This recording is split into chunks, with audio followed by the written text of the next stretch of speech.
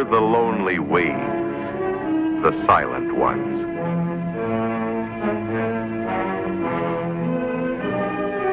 On the shifting sands, the story written by forbidden feet.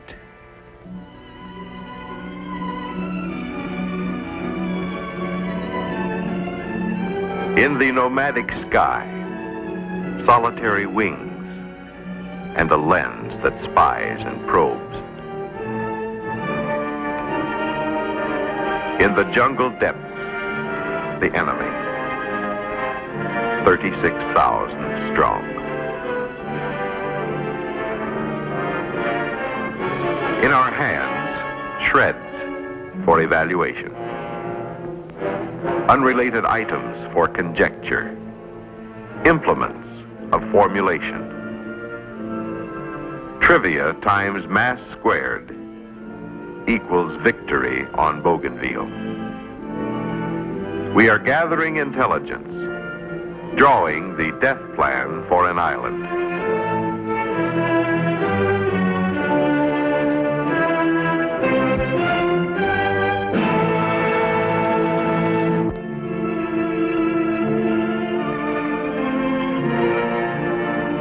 Here is your host, General Holland M. Smith, former Commanding General, Fleet Marine Force, Pacific Area, United States Marine Corps. General Smith, was it possible to bypass the island of Bougainville? No, Bougainville could not be bypassed. In May of 1943, our growing air and naval strength forced the Imperial Japanese High Command to reevaluate its strategy. Our initial successes at Guadalcanal, Tulagi, and New Georgia in the southern Solomons pointed our intent to fight our way up the inland route past New Guinea, the Marianas, Philippines, and into the so-called home islands of Iwo Jima and Okinawa. As a countermeasure, they elected to maintain a defense line stretching from the Aleutians through Wake, the Marshalls, Gilberts, Ocean, Nauru, and the Bismarck. To hold this perimeter, they assigned the combined fleet for mobile defense with orders to engage on sight any and all American land and air units. And since the southern key strong point in this defense system was Rabaul, but the Japanese disposition of their airfields enabled them to intercept our planes and deflect our potential. Because of its strategic location, there was never any doubt that we would fight the Japanese for the island of Bougainville. It was inevitable.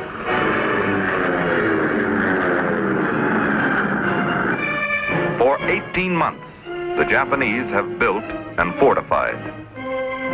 For 18 months, we have struggled for a foothold. Now the Russells, Southern Solomons, and parts of New Guinea lie behind us, in our possession. From our forward bases, American bombers arm for a strike at Rabaul.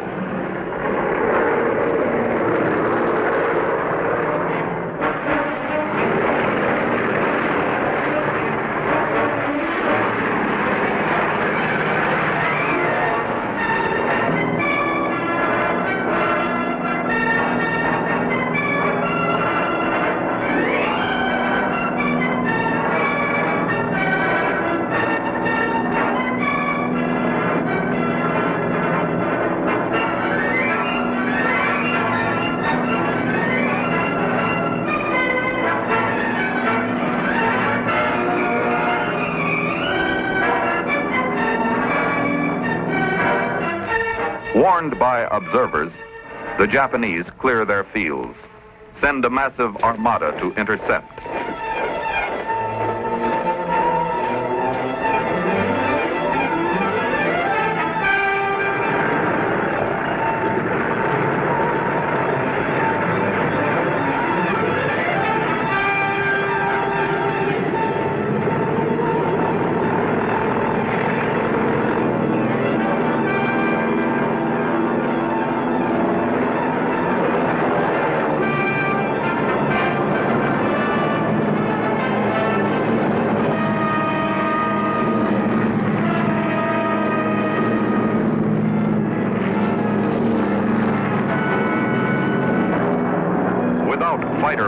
of our own. And with a sky full of angry lead, it is inevitable. Some of our planes are shot down.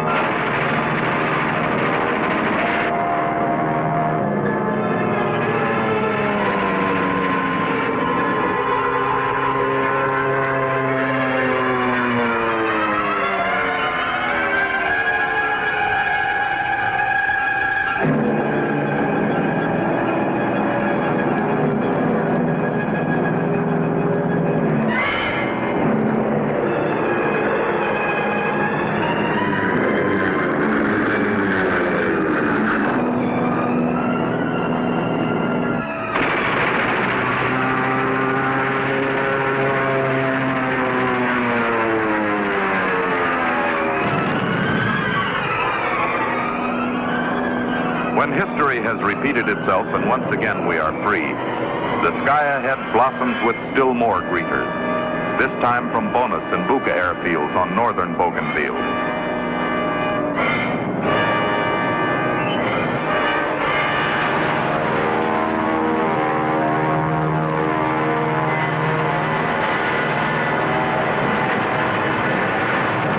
Those who get through are consoled by the knowledge that the planes from only 6 more fields, Rapopo, Tubera, Lanakanau, and Lakunai on New Britain, and Namatanai and Borpop on New Ireland, stand between us and our target, Rabaul.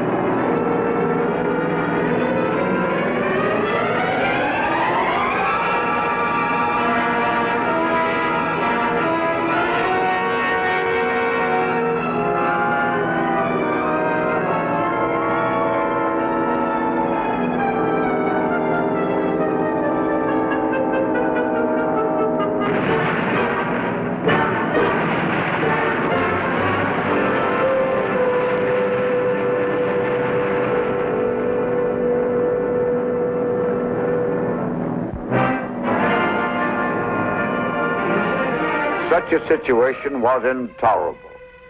We had to neutralize and capture those airfields. We had to turn them against the enemy, and that meant we had to go in and take them the hard way, by amphibious assault.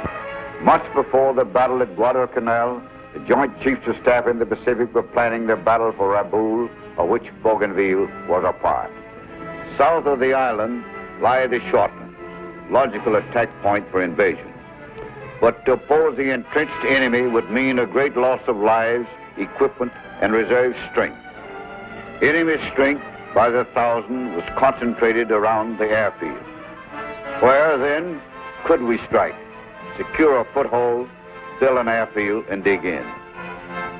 Choiseul Island, south and east of Bougainville.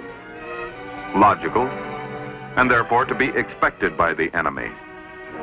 Furthermore, it will delay the entire Solomons campaign. Moreover, from Choiseul, our fighter planes do not have the range to protect our bombers to Rabaul and return.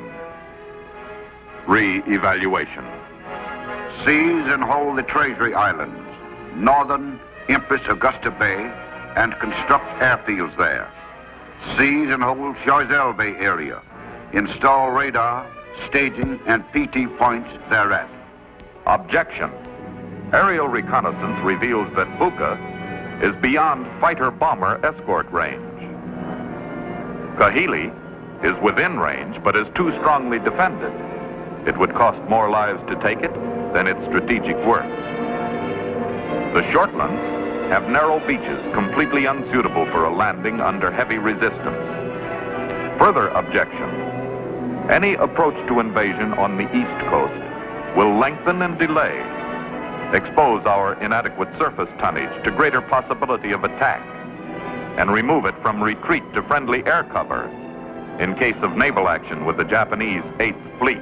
The final analysis read, tactical and logistical considerations fix Empress Augusta Bay on the west coast of Bougainville as our final objective.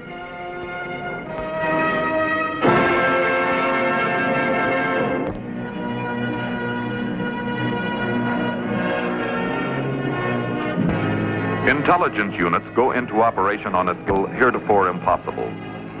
Ground units transported by submarine to suitable landing points on Ono and Sterling Island in the Treasury Group.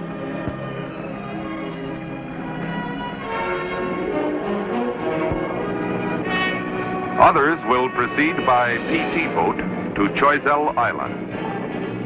Still, if no land contemplated there. Good old American. If the Japanese find evidence of our presence, they will misinterpret our intentions. We will use Choiseul as a feint to deliver the knockout blow elsewhere. Prime patrols will scout Bougainville, observing and mapping the terrain, Japanese installation, strength, connecting trails, and general ground conditions. In the Kieta and Numa Numa areas, seaplanes are used. Offshore, naval parties sound and map the coastline. Depth, average rise and fall with the tide, submerged reefs, obstacles, and beach depth.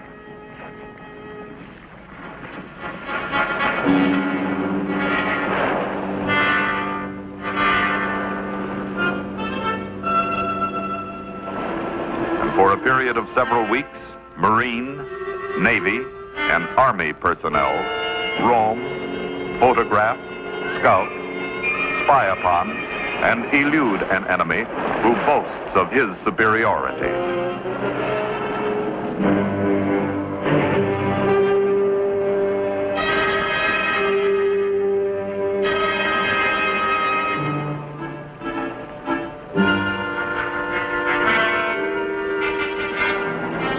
Photo-recon planes roam the length and breadth of the Solomon Group.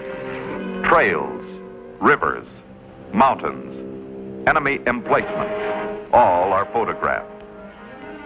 This open space is unsuitable for an airfield because the mountains at either end make it hazardous.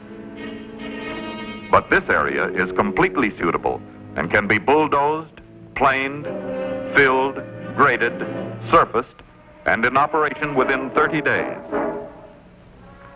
As the information is digested at Guadalcanal, certain facts become fault and certain faults become fact. The coastlines are as much as 10 miles removed from their location on existing maps. Waters charted as safe actually hide the shallow presence of dangerous reefs, shoals, and peaks. The night landings under contemplation have to be abandoned. We will assault in daylight so the ships will not run afoul of these obstructions. Aerial photographs show no troop movements toward the Empress Augusta Bay area. All enemy activity is centered near his airfields in anticipation of an all-out frontal assault. He is not expecting attack on the East Coast. He has not guessed our intention. Then in October 1943, Coast Watchers get the word through. There are anti-aircraft emplacements and slit trenches being constructed in the Empress Augusta Bay area. From a submarine, we land another patrol.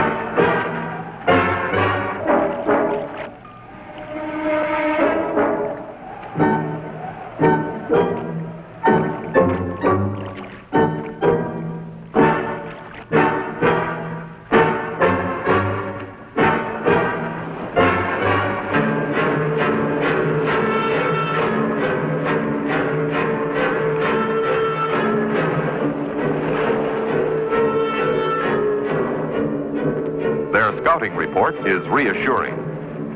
Routine installations and no concentration of troops in the scheduled landing area.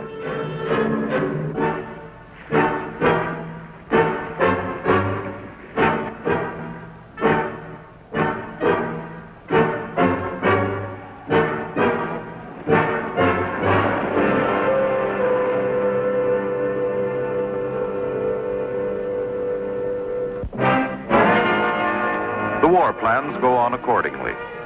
We were short on transports, 4 AKAs and 8 APAs. This means the troops will have to go ashore in smaller echelons. Can we risk this? Will enemy strength be sufficient to overwhelm our initial waves? No. Intelligence reports are re-evaluated. Torquay Point's geographic location dictates the use of localized units and small detachments. Can the enemy bring up his reserves in time to destroy our initial beachhead? No. Existing trails are inadequate, and no military road exists for rapid reinforcement. Can they reinforce from the sea? No. Our air cover will obviate that possibility. Can their fleet reach us in time to jeopardize the operation? No. It is in Rabaul, 10 hours away. Rehearsals will be held in the New Hebrides Islands at a 40 and will continue until the assault and unloading can be accomplished within 6 hours, allowing 4 hours for the safe withdrawal of our craft. Army, Navy, and Marine air squadrons will converge from all existing bases within range of the operation and will be scheduled to give constant maximum protection against anticipated enemy strikes. To inactivate a maximum number of enemy planes, bombing missions will be scheduled in advance of D-Day to destroy both grounded aircraft and runways.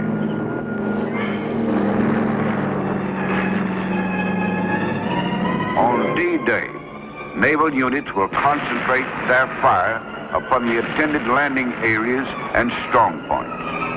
High-level bombing missions will be flown, closely followed by low-level strikes and strafing. The task forces will furnish cover for the amphibious landing.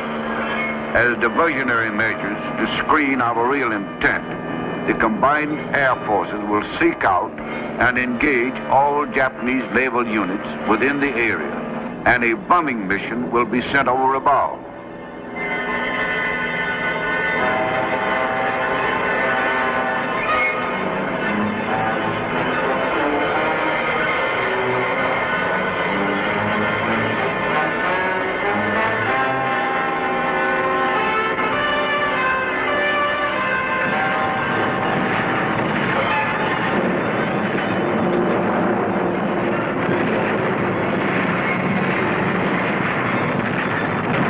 Further confuse and annoy, we will launch a secondary assault at Choiseul.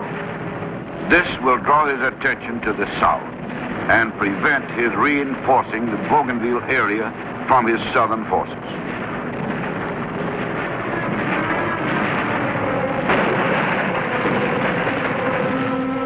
Task Unit A1, 3rd Marine Division, reinforced, organized into 4 landing teams, embarks October 13 from Tetere, Guadalcanal. Cargo for each team, 520 tons. From 16 to 20th October, they engage in rehearsals. Maps of their objective are studied, enemy strong points located, and methods evolved for neutralizing them. When each man, in each squad, in each platoon, in each company, knows his part in the operation, they go ashore and put into practice what they have absorbed in theory. Task Unit A2, 9th Marines Reinforced, stages their rehearsal 18 to 25 October. And Task Unit A3, 3rd Defense Battalion, conducts its operations at Guadalcanal 26-29 October.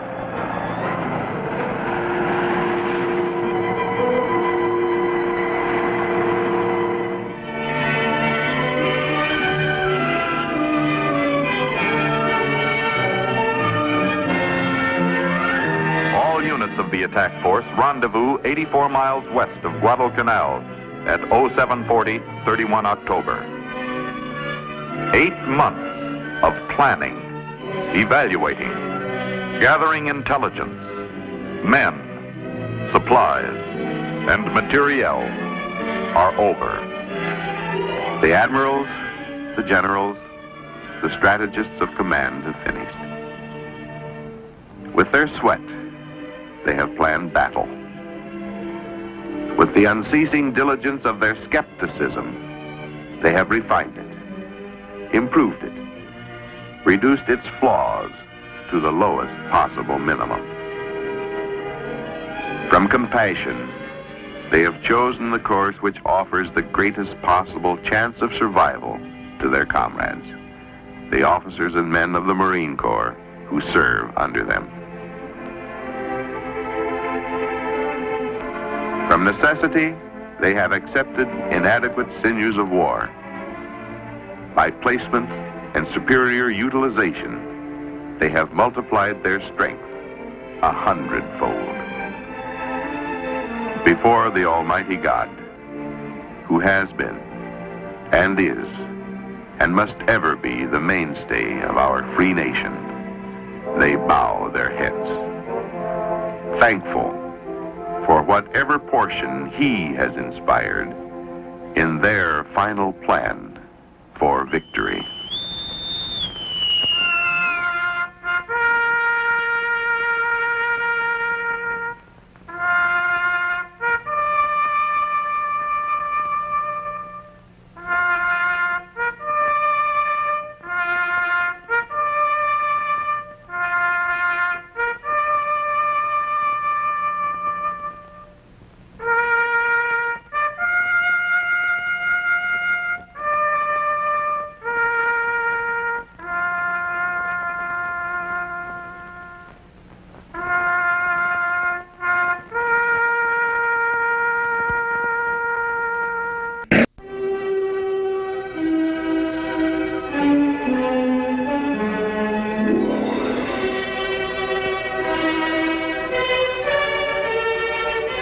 After 7 months of rest, training, and rehabilitation, we're leaving New Zealand and its wonderful hospitality. From November 1, we steam north for 2 weeks, then sight another force. This is really big. On D-5, they break out the maps and scale models. The officers show us the enemy defenses. A machine gun is here. There, one of the 4 English 8-inch guns captured at Singapore and transplanted. Here is the airfield. There, the probable Japanese headquarters. Each unit is assigned its objective: how to approach it with minimum loss, how to overcome it in the least possible time. This we understand. Hit, push, shove, overrun. Keep the enemy off balance, maintain pressure against him, and he cannot regroup for damaging counterattacks. The assault plan is sound. The risks are calculated and necessary. The objective is important. But success depends upon the approach. The approach depends upon nature. Nature is a woman, and all women are unpredictable.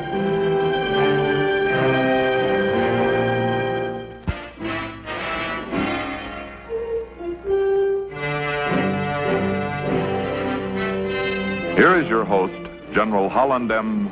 Smith, former Commanding General, Fleet Marine Force, Pacific Area, United States Marine Corps. Tara was the first in a series of amphibious operations which carried United States forces across the Central Pacific to the homeland of Japan. When the Marines landed on Badio Island, Tara's atoll, 20 years of Marine Corps study and work already tested at Guadalcanal and Bougainville were put to an acid test. The ideal defensive barrier has always been one that cannot be demolished. which holds up offensive forces under the unobstructed fire of the defenders, and past which it is impossible to run, crawl, dig, climb, or sail. Tarawa had all of these with its reef. We learned from former residents of Tarawa that certain high tides would cover it with 5 feet of water.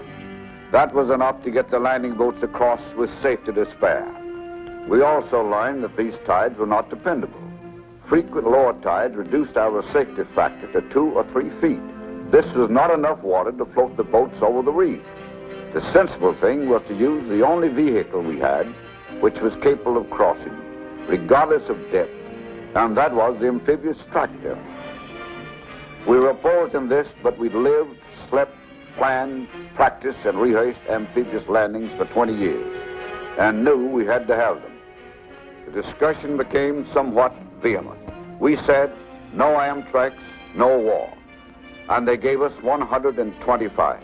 It wasn't enough, but it was all they could buy, borrow, or steal.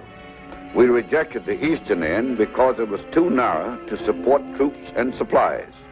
The southern beaches had the heaviest anti-boat obstacles and gun emplacements, and the western beach had all these disadvantages, plus a narrow bottleneck. Intelligence reports also indicated that safe conditions would be better inside the lagoon, which dictated our use of the northern beach. We chose the northern beaches because they offered the best chance to get ashore and gain a foothold.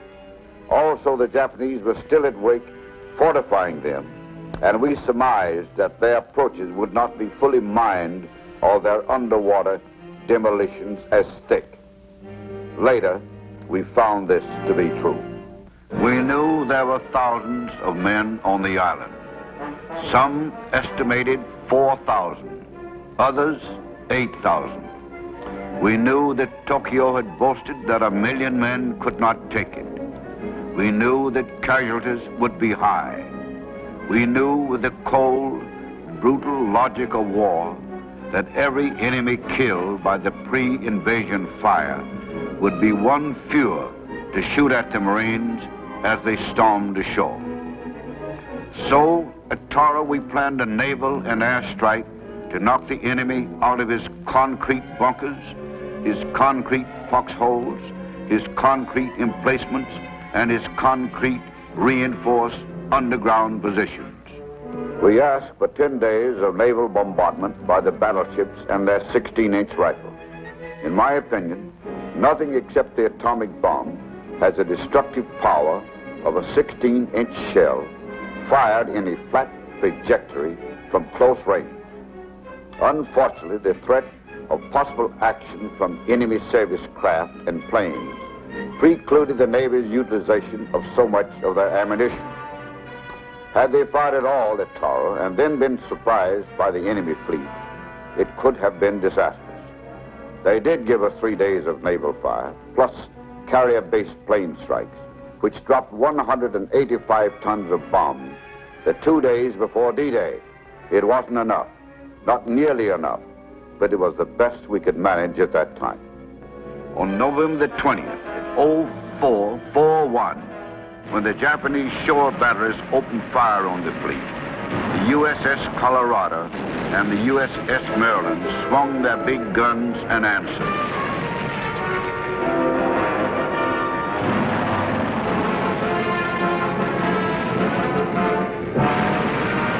The Battle of Abatio Island, Taro Atoll, was underway.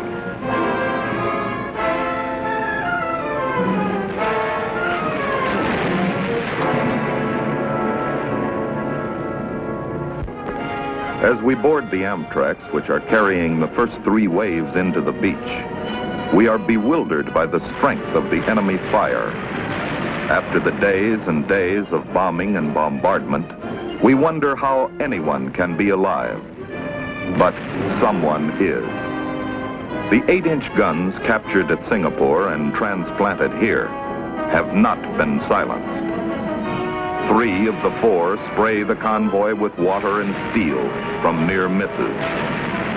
To escape their fire, the convoy moves, and we mill in circles as H hour is delayed. And then again. And a third time. An hour later, the guns are finally silenced. A small minesweeper moves in to clear a path through the lagoon. And a new threat develops. High-velocity anti-tank and anti-boat guns cut loose. From this beached and gutted hulk, Japanese machine gunners spray our assault wave. We circle some more. We drive them out. Once. Twice.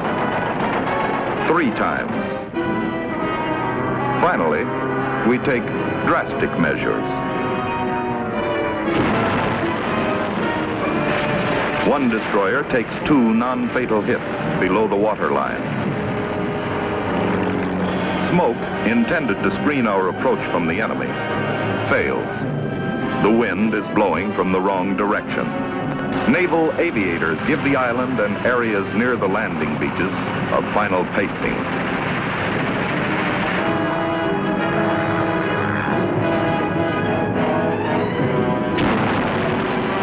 We start in.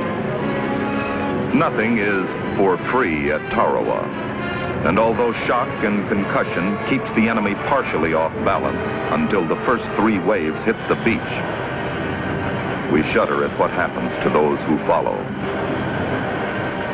The 4th wave, the men in the boats, hits the reef, and the water is not 5 feet deep as advertised. They pile out and wade. They get it. They take it. But they keep coming.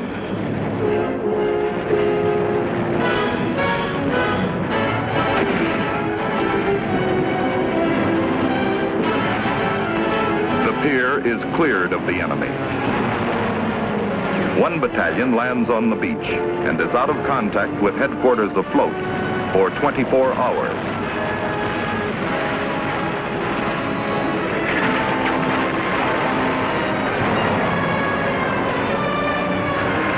This is the beach, 12 feet wide, bounded on the north by the Friendly Island.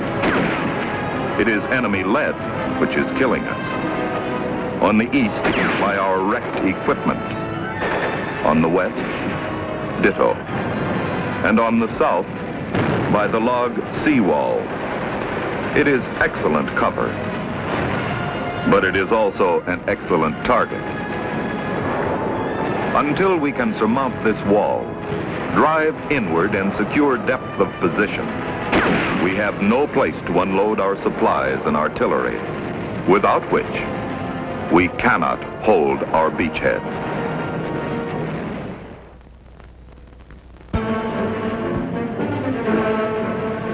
Enemy fire had knocked out so many of the amphibious tractors that we could not mount successive assault waves. To commit any more men to landing boats and the reef would have been murder. So General Julian Smith passed the order not to move in until some of the guns had been silenced or until the cover of night and the hope of a higher tide. The handful ashore were on their own. On board the APAs, Marines, seeing their buddies on this spot, cried, cursed, and beat their fist against steel gunnels in helpless protest.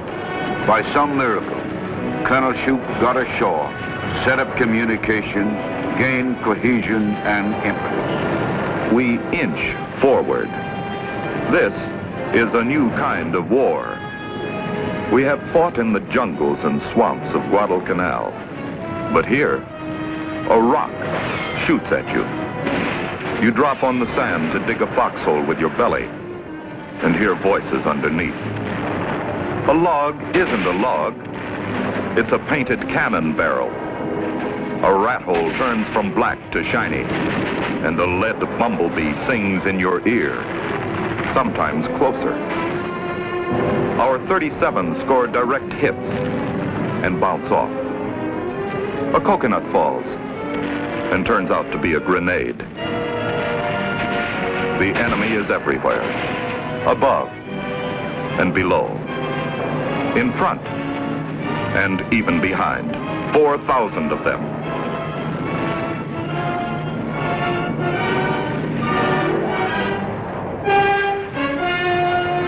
Late in the afternoon, a few of our medium tanks managed to reach shore. That evening, Colonel Shoup radioed, "The issue is still in doubt." Our position was precarious. After a full day's fighting, we held only 2 tiny beach areas of less than 300 yards width and 150 yards at the point of deepest penetration. On the red beaches at the north, we held the pier, a penetration of 50 yards on the east side circle of the base and 150 yards to the west. On the green beach, the 3rd Battalion was in a slightly better position, owning some 400 yards, the tactically important point, at about 175 yards of the northern beach. Some artillery had been brought ashore, but was not in use as there was no place to set it up. As night fell on D-Day, many a prayer was uttered for the safety of those ashore. Generals, admirals, officers, non-commissioned officers, and men prayed. They knew that a determined counterattack in force would probably wipe out the beachheads. On board, we wait. Ashore, our buddies are fighting, and we who would help are helpless. There are no Amtraks to carry us to the beach. Topside, messages come in, calling for naval bombardment to break up any mass concentrations.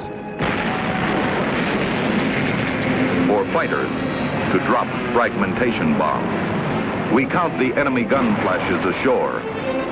We strain to count our answering fire from the beach. It is our only way of knowing how goes the battle.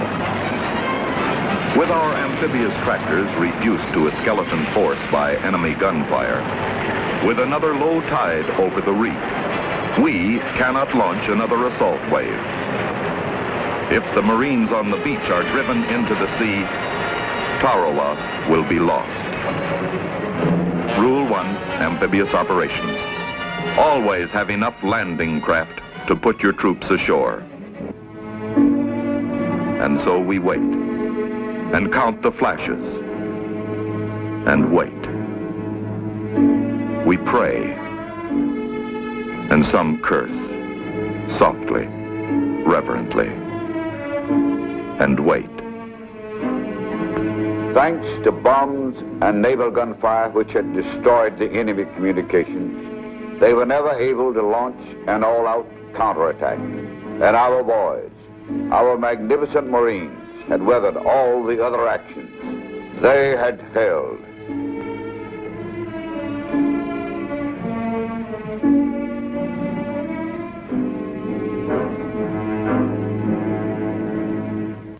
Hungry for lack of supper or breakfast, weary from hours of incessant conflict, thirsty from lack of water, wilted by the baking tropical sun, the Marines continue their attack at daybreak. During the night, enemy snipers and machine gunners swim out and occupy one of our wrecked Amtraks. Several Marines are hit. Then,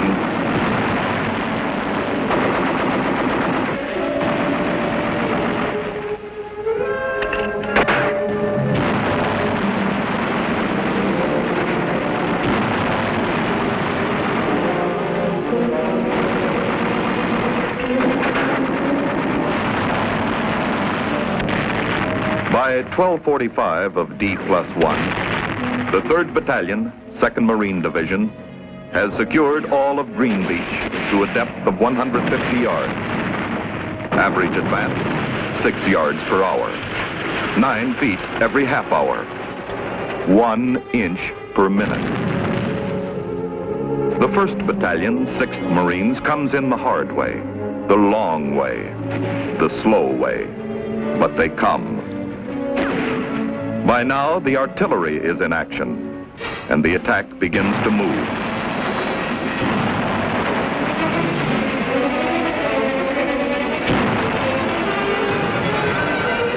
Infantry teams go to work. Flamethrowers cover the infantry advance.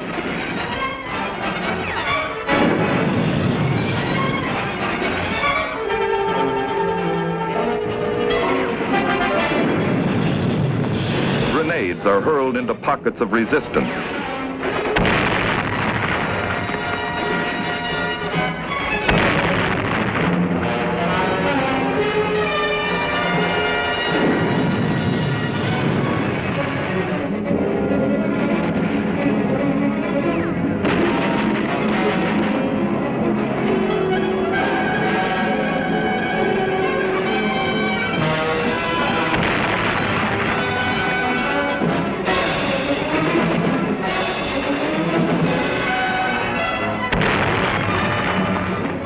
Planes add their support.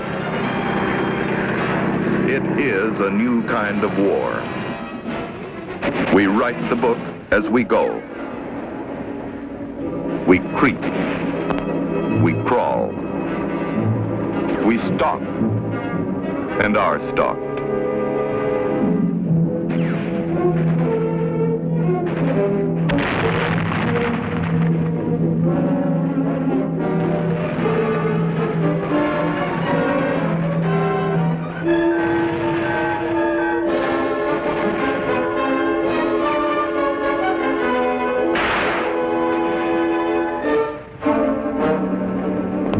We advance.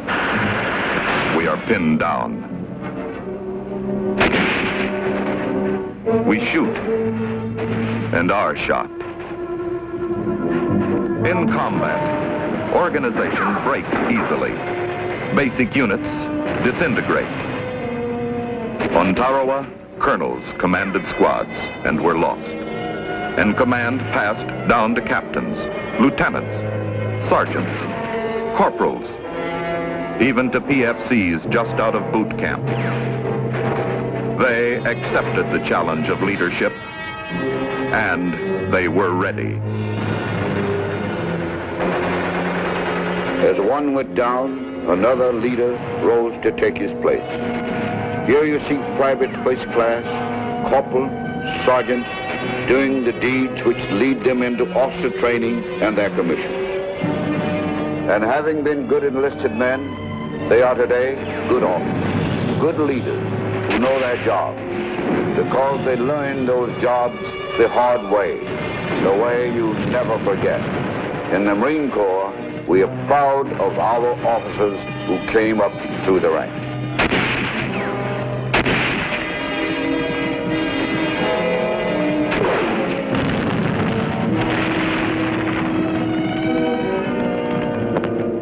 Finally, at 3:12 on the afternoon of November 23rd, D-Day +3, Major General Julian P. Smith declared Betio Island, Tarawa Atoll secured. The 6th Marines would drive the remaining Japanese units up each vertebrae of the group and wipe them out at Buariki. But Tarawa, key to the Gilberts, was ours.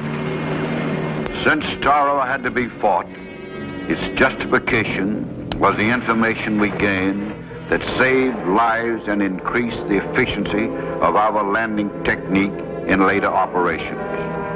The timing and selection of the beaches had been good. Nature and a low tide had almost wrecked us. Tarawa taught us the need for more and heavier naval gunfire and more bombings on specified targets. This Japanese command post, made of concrete and steel, covered with coconut logs and coral, withstood bombs and naval gunfire and had to be taken with bulldozers, flamethrowers, and grenades. The enemy lost 1/3 as many men in that one fortification as we lost on the entire island. Tarawa taught us the value of amphibian vehicles. It tested our mechanical and technical equipment as well as our landing procedure. In subsequent landings, we always had a reserve of Amtraks to get the assault waves ashore. Tarawa taught us that the theories and peacetime maneuvers which we had developed were sound with certain revisions.